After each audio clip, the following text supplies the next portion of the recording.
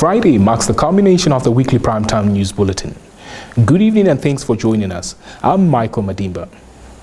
Local authority matters headline the bulletin. The Deputy Minister of Urban and Rural Development, Natalia Covasas, on Thursday emphasized the importance of financial prudence within regional and local authorities, noting that it is one of the most serious setbacks in local institutions. Our Erongo-based correspondent Isabel Bento compiled our first report.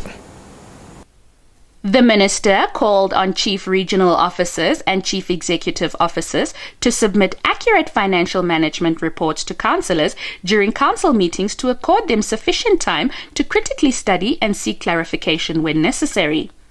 The deputy minister said some of your audit annual reports are outstanding for 3 to 4 years. How do they release the budget for the following financial year if the financial report for the previous year has not been audited and presented, she questioned. Adding, it has also been established that some councils do not pay third-party payments on time, even though it is a legal obligation. The minister was speaking during an information-sharing meeting with the chief regional councils, chief executive officers, and regional officers of the Erongo region at Swakopmund.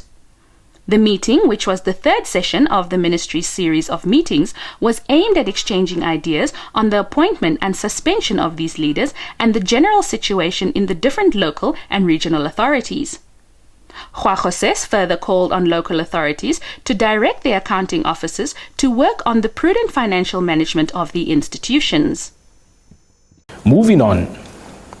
Vice President Nangolo Mbumba has called on member countries and stakeholders to renew their commitment to the Stockholm Declaration of 1972 to promote and strengthen cooperation as well as enhance the implementation of multilateral decisions.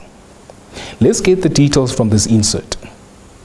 The Stockholm Declaration placed environmental issues at the forefront of international concerns and marked the start of a dialogue between industrialized and developing countries on the link between economic growth, the pollution of the air, water, and ocean, and the well-being of people around the world. Mbumba, who made the remarks on Thursday during the Stockholm Plus 50 conference taking place in Stockholm, Sweden, said countries should also promote solidarity as a global family to achieve their common goals. In a statement provided to NAMPA, he said their focus must be to foster a culture of collective responsibility for the well-being of the planet premised on true equality. Aiding such commitments will prevent escalation in misery in the life of the planet and its inhabitants and will improve the prospects for the present generation and that of the future generation for peace, healthy, and prosperous cohabitation. The International Environmental Meeting took place from the 2nd to the 3rd of June, coinciding with the Week of Environmental Day. The conference theme is a healthy planet for the prosperity of all, our responsibility, our opportunity, and is taking place 5 decades after the 1972 United Nations Conference on the Human Environment. The aim of the conference is to contribute to accelerating a transformation that leads to sustainable and green economies, more jobs, and a healthy planet for all, where no one is left behind.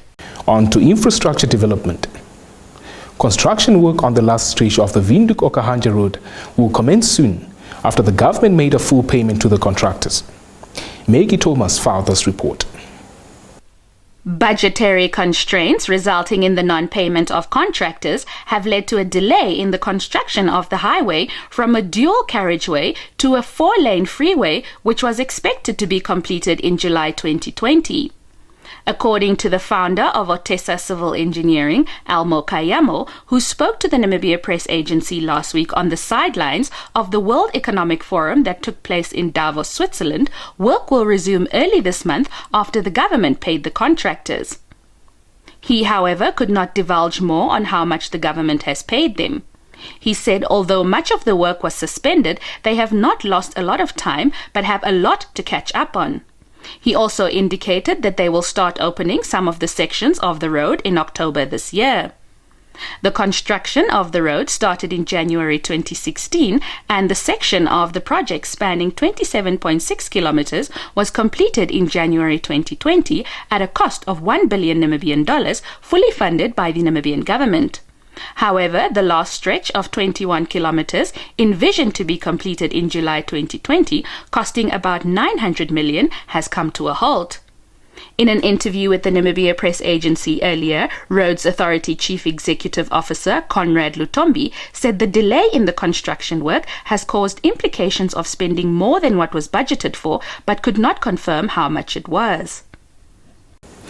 The National Council Standing Committee on Agriculture, Environment and Natural Resources says about 80% of Ohangwena region's inhabitants have access to clean drinking water. Edward Mumbu Jr. filed this report. The information was obtained from the region's head of rural water supply when the committee visited the region between February and March this year. According to official statistics, the region is the second highest populated in Namibia with 245,446 people. In terms of water supply, Ohangwena has successful stories to tell if the report is anything to go by. For instance, the region has about 1,086 water points, of which 288 are boreholes, 8,073 private offtakes for individual households, and 11 F-dams. The region's water point committees in the region are established, trained and fully functional. More so, the development of the Hangwena Aquifer 2 has been underway for the past 3 years. When we return, Minister of Environment, Forestry and Tourism, Pohamba Shifeta, says infrastructure investment promotes tourism.